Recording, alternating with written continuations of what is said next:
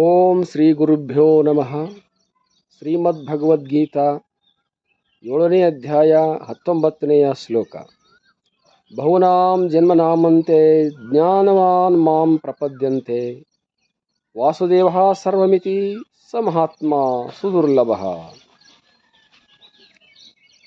After many births and deaths, Vasudeva surrendered to me. The omnipresent, omniscient, such a great soul is very rare.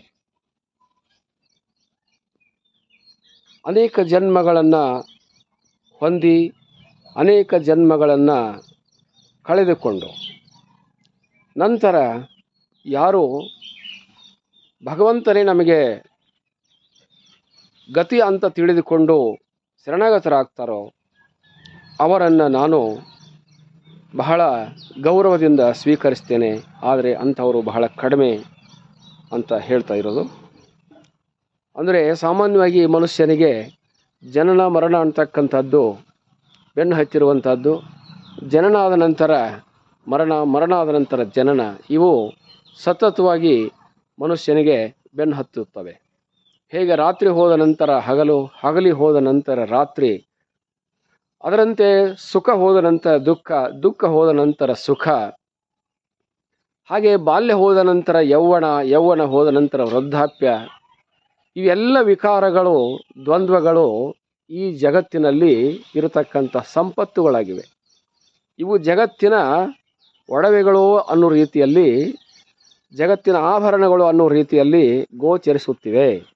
ಹಾಗಾಗಿ ಮನುಷ್ಯನಾಗಿರ್ತಕ್ಕಂಥವನಿಗೆ, ಸಾಧನೆ ಮಾಡ್ತಕ್ಕಂಥವನಿಗೆ ವಿಶೇಷವಾಗಿ ಹೇಳ್ತಾ ಇರೋದು, ಇವುಗಳ ಜ್ಞಾನವನ್ನು ಹೊಂದಿರತಕ್ಕಂಥವನು, ಇವುಗಳನ್ನು ತಿಳಿದುಕೊಂಡಿರ್ತಕ್ಕಂಥವನು, ಇವುಗಳ ಮೂಲವನ್ನು ಅರ್ಥೈಸಿಕೊಂಡವನು ಭಗವಂತನಿಗೆ ಶರಣಾಗತನಾಗ್ತಾನೆ. ಈ ಒಂದು ಶರಣಾಗತಿ ಅನ್ನುವಂಥದ್ದು ಆತನ ಸಂಪೂರ್ಣ ಜೀವನವನ್ನು ಮುಕ್ತನನ್ನಾಗಿ ಮಾಡುತ್ತದೆ.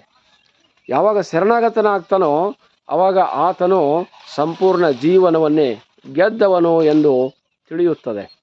ಹಾಗಾಗಿ ಭಗವಂತ ಹೇಳ್ತಾ ಇದ್ದಾನೆ, ಯಾರು ಈ ರೀತಿಯಾಗಿರ್ತಕ್ಕಂಥ ಪೂರ್ಣ ಜ್ಞಾನವನ್ನು ಹೊಂದಿದಾರೋ ಆ ಜ್ಞಾನದ ಬಲದಿಂದ ಅವರಿಗೆ ನಮಸ್ಕಾರ ಮಾಡಬೇಕು ಅನ್ನುವಂಥ ಬುದ್ಧಿ ಬರುತ್ತದೆ. ಜ್ಞಾನ ಇಲ್ಲದೆ ಹೋಗಿರ್ತಕ್ಕಂಥ ಮನುಷ್ಯನು ನಮಸ್ಕಾರವನ್ನು ಮಾಡೋದಿಲ್ಲ ಅನ್ನೋದು ಇಲ್ಲಿ ತಿಳಿಯುತ್ತದೆ. ಉಪನಿಷತ್ತಿನಲ್ಲಿ ಕೂಡ ಈ ವಿಷಯವನ್ನು ಪ್ರಸ್ತಾಪ ಮಾಡಿದ್ದಾರೆ. ಯಾಜ್ಞವಲ್ಕ್ಯರಿಗೆ ಗಾರ್ಗಿಯು ಬಂದು ಪ್ರಶ್ನೆ ಮಾಡ್ತಾಳೆ, ನೀವು ಬ್ರಹ್ಮಜ್ಞಾನಿಗಳ ಅಂತ ಪ್ರಶ್ನೆ ಮಾಡ್ತಾಳೆ. ಆವಾಗ ಆ ಯಾಜ್ಞವಲ್ಕ್ಯರು ಹೇಳ್ತಾರೆ, ನಾನು ಬ್ರಹ್ಮಜ್ಞಾನಿಗಳಿಗೆ ನಮಸ್ಕರಿಸುತ್ತೇನೆ ಅಂತ ಹೇಳಿದರೆ ಅಲ್ಲದಲ್ಲೇ ಹೊರತು ನಾನು ಬ್ರಹ್ಮಜ್ಞಾನಿ ಅಂತ ಹೇಳಲಿಕ್ಕೆ ಹೋಗಲಿಲ್ಲ.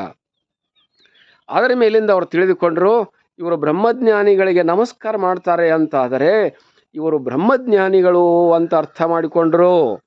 ಈ ರೀತಿಯಾಗಿರ್ತಕ್ಕಂಥ ವ್ಯವಸ್ಥಾ ಶಾಸ್ತ್ರೀಯವಾಗಿರ್ತಕ್ಕಂಥ ರೀತಿಯಲ್ಲಿದೆ. ಹಾಗಾಗಿ ಭಗವಂತ ಹೇಳ್ತಾ ಇದ್ದಾನೆ, ಯಾರು ಪೂರ್ಣ ಜ್ಞಾನವನ್ನು ಹೊಂದಿದಾರೋ, ಜ್ಞಾನವಾನ್ ಮಾಂ ಪ್ರಪದ್ಯಂತೆ, ಯಾರು ಸಂಪೂರ್ಣವಾಗಿರ್ತಕ್ಕಂಥ ಜ್ಞಾನವನ್ನು ಹೊಂದಿದಾರೋ ಅದನ್ನು ದೃಢ ಅಪರೋಕ್ಷ ಬ್ರಹ್ಮಜ್ಞಾನ ಅಂತ ಹೇಳ್ತೇವೆ.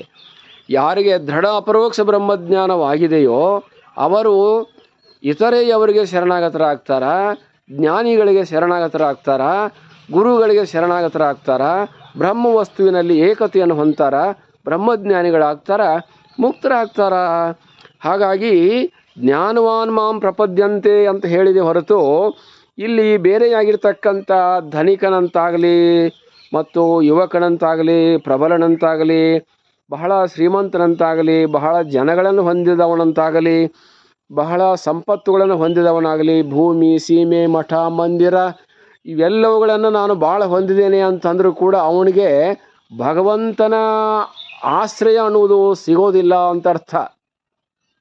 ಯಾಕೆ ಅಂತಂದರೆ ಅವನು ಈ ಪಂಚಭೂತಾತ್ಮಕವಾಗಿರ್ತಕ್ಕಂಥ ಈ ಪ್ರಪಂಚವನ್ನೇ ಆಶ್ರಯವೆಂದು ಪಡ್ಕೊಂಡಿದ್ದಾನೆ. ಯಾರಿಗೆ ಆಶ್ರಯ ಸಿಗುತ್ತದೆ ಅಂತಂದ್ರೆ ಈ ಪಂಚಭೂತಾತ್ಮಗಳೆಲ್ಲವೂ ಕೂಡ ದ್ರವ್ಯ ರೂಪಗಳಾಗಿವೆ, ಇವು ಅರ್ಥರೂಪವಲ್ಲ, ಆತ್ಮರೂಪವೂ ಅಲ್ಲ ಅಂತ ತಿಳಿದಿದ್ದಾರೋ ಅವರಿಗೆ ಭಗವಂತನ ಆಶ್ರಯದ ಅವಶ್ಯಕತೆ ಬರುತ್ತೆ. ಭಗವಂತನನ್ನು ಸೇರಬೇಕು, ಭಗವಂತನ ಆಶ್ರಯವನ್ನು ಪಡೆಯಬೇಕು ಅನ್ನುವಂಥ ಆಸಕ್ತಿ ಬರುತ್ತದೆ. ಆದ್ದರಿಂದ ಅಂಥವರಿಗೆ ಮಾತ್ರ ನಾನು ಏನೋ ಜ್ಞಾನಿಗಳು ಅಂತ ಹೇಳ್ತೇನೆ, ಅವರಿಗೆ ಮಾತ್ರ ಆಶ್ರಯವನ್ನು ಕೊಡ್ತೇನೆ ಅಂತ. ಹಾಗಾಗಿ ಜ್ಞಾನವಾನ್ ಮಾಂ ಪ್ರಪದ್ಯಂತೆ, ಆದ್ದರಿಂದ ಜ್ಞಾನಿಗಳಿಗೆ ಮಾತ್ರ ನಾನು ಪ್ರಾಪ್ತಿಯಾಗುವವನಲ್ಲದಲೇ ಈ ಭೋಗ ಯೋಗದಲ್ಲಿ ಮುಳುಗಿದವರಿಗೆ ನನ್ನ ಆಶ್ರಯ ಆಗಲಿ ಅಥವಾ ನನ್ನ ಸ್ವರೂಪವಾಗಲಿ ಅರ್ಥವಾಗೋದಿಲ್ಲ, ಅವರಿಗೆ ಜನನ ಮರಣಗಳೇ ಗತಿ ಅಂತ ಹೇಳುವಂಥ ಅಭಿಪ್ರಾಯವನ್ನು ಇಲ್ಲಿ ವ್ಯಕ್ತಗೊಳಿಸಿದೆ. ಹಾಗಾಗಿ ಯಾರು ಸಾಧಕರಾಗಿ ಸಜ್ಜನರಾಗಿ ಸಾತ್ವಿಕರಾಗಿ ಸಮ್ಯಜ್ಞಾನವನ್ನು ಹೊಂತಾರೋ ಅವರಿಗೆ ಇದು ಅವಕಾಶ ಇದೆ ಅನ್ನುವಂಥ ಅಭಿಪ್ರಾಯವನ್ನು ಇಲ್ಲಿ ಹೇಳ್ತಾ ಹರಿ ಓಂ ತತ್ಸತ್.